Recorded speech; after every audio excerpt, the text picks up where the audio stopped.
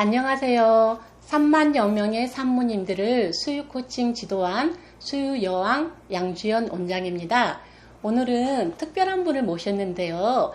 첫 아이를 13개월, 둘째 아이를 12개월 모유 수유한 쑥쑥이 엄마입니다. 오늘은 쑥쑥이 엄마와 함께 모유 수유에 대해서 진솔한 얘기를 나눠보고자 합니다. 안녕하세요. 안녕하세요. 네, 만나서 반갑습니다. 네, 제가 특별히 물어보고 싶은 게 있는데요. 이제 쑥쑥이 갖기 전에, 출산 전에 모유 수유에 대해서 생각을 한번 해본 적 있는지, 그리고 모유 수유를 몇 개월까지 내가 할 건지 혹시 생각해 본 적 있으세요? 네. 저는 주변에 모유 수유를 하고 있었던 분들이 좀 계셨어서 그분들을 통해서 모유 수유를 그래도 12개월 돌 때까지는 해야겠다라고 마음을 생각했었는데, 또 저희 살던 지역구에 모유 수유 전문적으로 이렇게 강의해 주시고 코칭해 주시는 분들이 계셨어요. 그래서 그분들 지원으로 출산 전에 교육을 받을 수 있었는데, 교육 받으면서 정말 돌까지는 모유 수유를 해야겠다, 그런 마음을 먹었습니다. 네, 맞아요. 산모님들이 출산하기 전에 출산용품을 준비하는데요. 그것보다 가장 중요한 게 각 지역 보건소를 통해서 모유 수유 교육이나 아니면은 순산분만이라든지 아니면 신생아 돌보기라든지 이런 강의를 듣고, 그리고 출산을 하면 나중에 초보 엄마, 초보 아빠 때 훨씬 헤매는 것을 덜한 것 같아요. 그렇죠? 맞아요. 네, 굉장히 잘하셨고요. 그리고 이제 애를 낳고 이제 조리원을 가잖아요. 네. 근데 조리원에서 요즘에 젖을 끊고 단유하신 분들이 너무 많으세요. 그래서 혹시 쑥쑥이 엄마는 조리원에서 어떻게 모유수유를 하셨는지 궁금해요. 저는 네. 일단 모유 수유를 하겠다는 의지가 있었으니까 이제 네. 최대한 수유 콜이 오면 마사지나 큰 이벤트가 없는 이상 다 콜에 응해가지고 모유 수유를 했었거든요. 직수를 직접 다 하고 하루에 한 대여섯 번 한 것 같아요. 네. 오, 굉장히 잘하셨네요.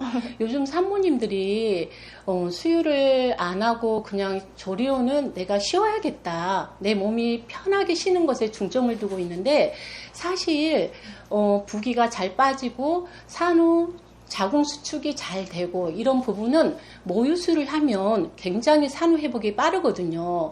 그리고 산모님들이 조리원에 가서 식사를 몇 개 하셨나요? 새끼에 간식까지 다 먹었어요. 네, 새끼 간식까지 하면 4끼, 5끼인데, 아무리 못해도 내가 밥을 먹을 때, 우리 아이한테 내가 모유수유를 해야겠다. 그래서 3번 정도 이상은, 3번에서 5번 정도 이상은, 뭐 길게 먹이지 않더라도, 한 20분이라도, 10분이라도 짧게 수유를 해주면, 우리 아이가 엄마 젖을 기억을 해서 나중에 유독 혼동이 오지가 않거든요. 근데 수유하지 않고 조리원을 퇴소하고 집에 가면 나 이때부터 수유해야지 한다고 해서 아이가 엄마 젖을 바로 무는 게 아니에요. 그래서 이때는 유독 혼동이 와서 아이가 엄마 젖만 대면은 울고, 그러다 보면은 엄마가 아이한테 그래 너가 젖병을 선택했어, 분유 줘야지, 이렇게 되거든요. 그래서 조리원에 있을 때부터 엄마가 수유를 했으면 좋겠고요. 그래서 이때 가장 첫 번째 골든타임이 조리원이고, 그 다음에 두 번째 골든타임이 조리원에서 퇴소하고 한 달이에요. 이때 혼합수를 하다가 양이 줄어들면 점점 분유 수유를 하게 되고, 유축을 하다 보면은 유축량이 줄어들어서 엄마들이 모유수를 포기하게 되는데요. 이때 전문가의 도움을 받아서 수유 코칭이나 전장 늘리기, 가슴 마사지를 받으시면 수유하는데 훨씬 도움이 됩니다. 네. 또 그리고 수유를 할 때 이렇게 남편이나 시부모님, 그리고 친정 엄마, 이런 분들이 긍정적으로 이렇게 반응을 해주고 도움을 주신 분이 있는가 하면은 굉장히 부정적으로 못하게 하시는 분도 계시거든요. 근데 쑥쑥이 엄마 혹시 남편분은 어땠어요? 저희 남편은 제가 원하는 대로 다 이렇게 지원을 해주겠다고 해가지고 제가 모유수유를 하겠다고 했더니 조리원 갔다 왔더니 수유 쿠션을 3개나 사놨더라고요. 제가 이제 불편하지 않게 수유를 할 수 있게끔 도와줬었고, 저희 친정 엄마나 시부모님 때는 분유를 먹이는 게 또 부의 상징이었대요. 그래서 분유를 먹이는데 전혀 그런 이상함이나 죄책감 같은 게 없었다고 하시더라고요. 그래서 저희 친정 엄마는 저를 한 3개월 먹이시고 약을 잘못 드셔가지고 그때부터 단유가 돼서 수유를 못 하셨어요. 네. 저희 시부모님은, 시어머님은 남편이랑 도련님을 조금 수술을 통해서 낳으셨는데 몸이 안 좋으셔서 네. 그때 모유를 못 먹이시고 바로 분유를 먹이셨다고 하더라고요. 네. 두 분 다 아쉬움이 좀 크셨대요. 네. 특히 저희 엄마는 정말 자연스럽게 키우는 게 최고인 것 같은데 사람이면 사람의 젖을 먹는 게 너무 자연스러운 건데 그걸 못 해줬는데 너가 한다고 하니까 너무 고맙고 응원해준다고 그렇게 얘기하셨고 시부모님도 고마워했어요, 많이. 네, 맞아요. 이렇게 주위에서 지지해 주신 분이 있는가 하면은 뭐 엄마가 유축을 했을 때 젖에 대한 잘못된 지식으로 인해서 네 젖은 불량젖이니까 그냥 버려 이렇게 말하는 남편분도 제가 봤고요. 그리고 모유 수유하면 몸조리를 못해. 그러니까 그냥 분유도 잘 나왔더라. 그냥 분유 수유해라. 이렇게 말하는 친정엄마.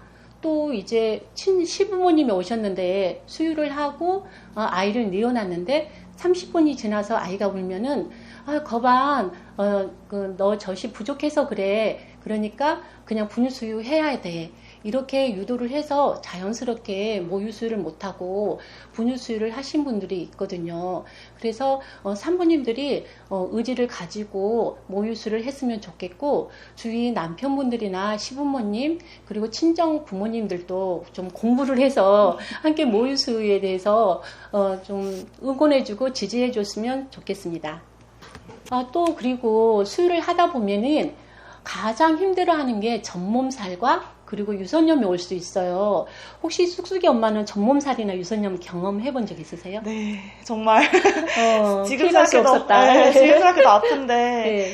첫째 때 30일쯤에 제가 편편유두였어요. 네. 그래서 아기가 젖을 잘 못 몰아서 계속 도와주는 도구 그런 거를 같이 유두보호기. 유두보호기. 네. 예, 유두보호기로 젖을 먹였더니 잘 안 됐나 봐요. 그래서 네. 너무 크게 전몸살이랑 유선염이 온 거예요. 네. 너무너무 아파서 유방외과를 갔어요. 그땐 그쪽으로 외과로 가야 되는 줄 알고. 네. 근데 며칠간 고생을 하고 결국 낫긴 했는데 또 60일 때 또 유선염이랑 전몸살이 온 거예요. 네. 그래서 많이 고생을 했는데 둘째 때 8개월쯤에 또 저 전몸살이 온 거예요. 네. 그때는 너무 제가 감사하게도 여기를 알아가지고 네. 원장님을 알아서 네. 제가 바로 왔더니 진짜 그날부터 바로 괜찮아지더라고요. 네, 그래서 네. 정말 꼭 권해드리고 싶은 거는 전몸살이나 유선염이 왔을 때 이런 모유수유 전문가분들께 바로 찾아가거나 이렇게 연락드리면 그게 저한테는 제일 좋은 방법이었던 것 같아요. 네. 맞아요. 요즘에 모유수유 전문가들이 있는데 이런 클리닉을 모르고 계신 산모님들도 굉장히 많으세요.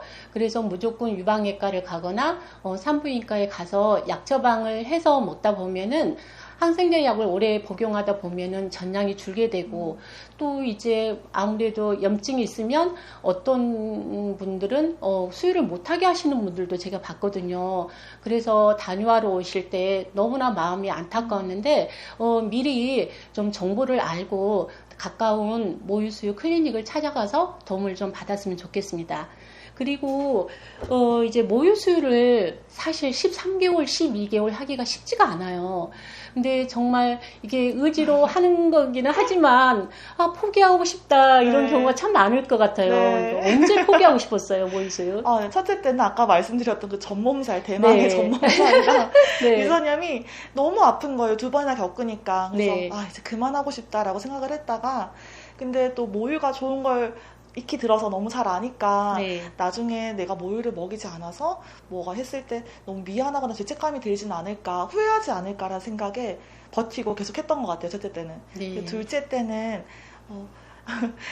약간 두 가지 이유가 있는데 첫 네. 번째는 산후 호르몬 그때 우울증 네, 우울증 때문에 맞아요. 호르몬으로 하는 우울증 네. 때문에 막 밤에 수유하고 있는데 잘 자고 있는 남편이 너무 얄미운 거예요. 맞아요. 나만 이렇게 고생하나? 네, 네. 나만 이렇게 고생하면서 밤중 수유를 하는데 그냥 모유 끊고 분유 먹일까? 그러면 같이 하기 때문에 나 좀 쉴 수 있을 것 같은데 네. 그런 생각을 했었어요. 네. 네.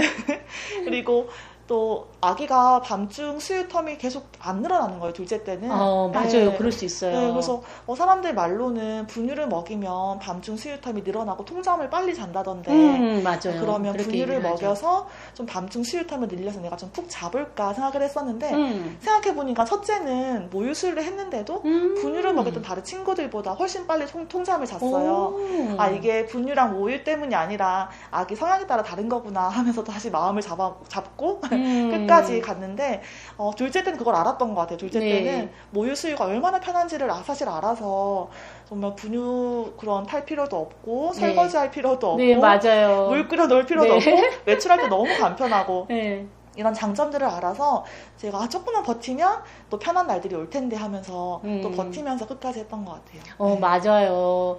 이렇게 수유를 하다가 그 남편이 코 골고 자면 정말 발로 차버리고 싶다는 산모님들이 굉장히 많으세요.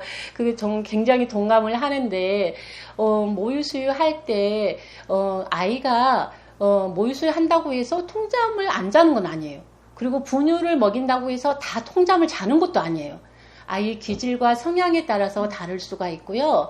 그래서 내 전량에 따라서 전량이 적으면 조금 더 수유 텀이 짧아서 자주 수유를 해야 되고 좀 전량이 많으면 수유 텀이 좀 늘어날 수도 있어요. 그래서 이런 경우에는 좀 전문가분하고 좀 상의를 하면 훨씬 수월하게 수유를 할 수가 있고요. 이 모유 수유는 맞춤형 영양제예요. 그리고 엄마와 서로 연결해주는 사랑의 연결고리거든요. 뱃속에 있을 때는 탯줄을 통해서 아이가 영양분을 공급받았다면 출산 후에는 모유 수유를 통해서 엄마의 사랑과 그리고 아이가 쑥쑥 자랄 수 있는 그리고 아이 내가 쑥쑥 자라고 마음이 자랄 수 있는 그 영양분을 공급받아요. 그래서 아이 일생에 있어서 가장 행복한 순간이 모유 수유고 그리고 엄마도 모유 수유를 통해서 아이에 대한 사랑이나 그리고 애착이 훨씬 커져서 나중에 사춘기가 될 때도 훨씬 힘든 사춘기를 경험하지 않고 정말 쉽게 갈 수 있어요. 정말 제가 장담할게요. 네, 그래서 이렇게 모유수를 하다가 힘들고 어려운 산모님들이 쑥쑥이 엄마의 경험담을 통해서 더욱더 힘을 얻고 내가 정해놓은 6개월, 12개월까지 꼭 모유수를 했으면 좋겠어요. 네, 이렇게 인터뷰에 응해주셔서 감사합니다. 그리고 좀 그냥 끝내기가 너무 아쉬워서 마지막으로 수유하시는 산모님들께 혹시 응원의 메시지 한번 남겨주세요. 네, 제가 하고 싶었던 말이 있었는데 네. 뭐 분유를 먹이든 모유를 먹이든 아기 키우는 것 자체가 워낙 힘든 일이잖아요. 정말 아기 키우는 모든 엄마들 너무 대단하시고 응원하고요. 그리고 제가 이렇게 경험담을 공유하는 것은 혹시 모유 수유에 대해서 걱정이나 두려움이 있는 분들께 제가 이렇게 나누는 경험담이 혹시 조금이라도 도움이 되고 또 격려, 응원이 된다면 하는 마음으로 이렇게 나누게 되었습니다.